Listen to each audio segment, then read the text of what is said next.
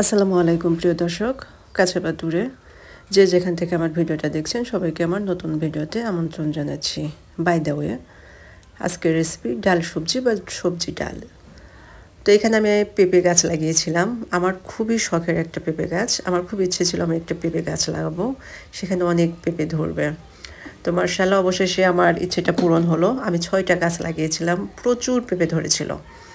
তো একটা পেঁপে আর কি আমি পেড়ে নিলাম, কাটার দিয়ে ছিলে নিলাম। আপনারা বটি দিয়েও ছিলে নিতে পারেন, যার যেরকমভাবে ভালো লাগে আর কি। তো প্রচণ্ড গরম চলতেছে, মাছ মাংস মানে বিশেষ করে মাংসটা একটু কম খাওয়ার চেষ্টা করবেন, তাহলে হয়তো সুস্থ থাকতে পারবেন বা ভালো থাকতে পারবেন, শরীর খারাপ হবে না।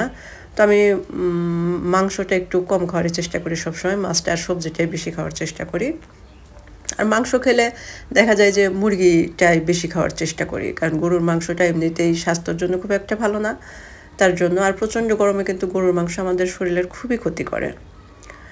তো যাই হোক, এইখানে আমি বিচিটা ফেলে তারপরে ধুয়ে নিয়েছিলাম। সবজি সব সময় ধুয়ে তারপরে কেটে নেবেন, তাহলে সবজির যে ভিটামিনটা সেটা নষ্ট হবে না। এরকমভাবে আর কি কিউব করে কেটে নিয়েছিলাম, পাতলা পাতলা করে। তো এভাবে পাতলা পাতলা করে কেটে নেওয়ার পর আমি সাথে নিয়েছিলাম মশারির ডাল।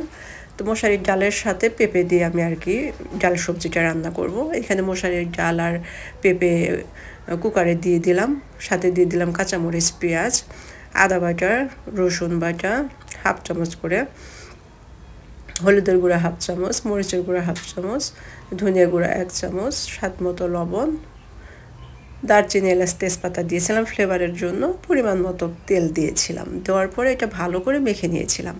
আপনারা এটা কিন্তু চুলায়ও রান্না করতে পারেন, আর মাখানোর কাজটা হাতে মেখে নিতে পারলে সব থেকে বেশি ভালো। যত মাখিয়ে নেওয়া যায় তত কিন্তু খাবারটা অনেক টেস্টফুল হয়। তো পরিমাণ মতো পানি দিয়ে এখানে কুকারের মুখটা লাগিয়ে দিয়েছিলাম। আমি বেশি সিটি দিতে যাবেন না, এটা 2টা সিটি দিবেন। বেশি সিটি দিলে হবে কি, এটা একদম গলে যাবে, তাহলে কিন্তু সবজিটা খেতে একদম ভালো লাগবে না। তার জন্য 2টা সিটি দিয়ে দেবেন। তো 2টা সিটি দেওয়ার পর এইখানে আমি মুখটা তাড়াতাড়ি খুলে ফেলার চেষ্টা করেছি যেন ভাপটা বেরিয়ে যায়, কারণ ওভার কুক হয়ে গেলে কিন্তু খাবারটা খেতে বেশি ভালো লাগে না, গলে যায়, আর খাবারের যে একটা পুষ্টিগুণ সেটাও কিন্তু নষ্ট হয়ে যায়। তো কড়াই পরিমাণ মতো তেল দিয়ে পেঁয়াজ আর রসুন কুচি দিয়েছি। পেঁয়াজ রসুন কুচিটা কিছুটা সময় ভেজে নেওয়ার পর এখানে 5 ফোড়ন দেবো। তো 5 ফোড়নটা কিন্তু পেঁয়াজ রসুনের সাথেই দেবেন না, কারণ 5 ফোড়নটা বেশি ভাজা হয়ে গেলে খাবারটা কিন্তু খেতে তেতো লাগে, তার জন্য 5 ফোড়নটা একটু পরে দেবেন। তো সব কিছু আমি আর কি গোল্ডেন ব্রাউন করে ভেজে নিয়ে এরপরে যে ওই যে সিদ্ধ করে রেখেছিলাম না, মানে পেঁপেটা, ডাল পেঁপে, সেটা দিয়ে দেব। এটা কিন্তু আপনার ঝোল একদম ভালো লাগে না, মাখো মাখো খেতে খুবই ভালো লাগে। তো এরকমভাবে দেওয়ার সাথে সাথে, বাগার দেওয়ার সাথে সাথে আপনারা এটা ঢেকে দেবেন, তাহলে যে ফ্লেভারটা সেটা কিন্তু খাবারের ভিতরেই থাকবে।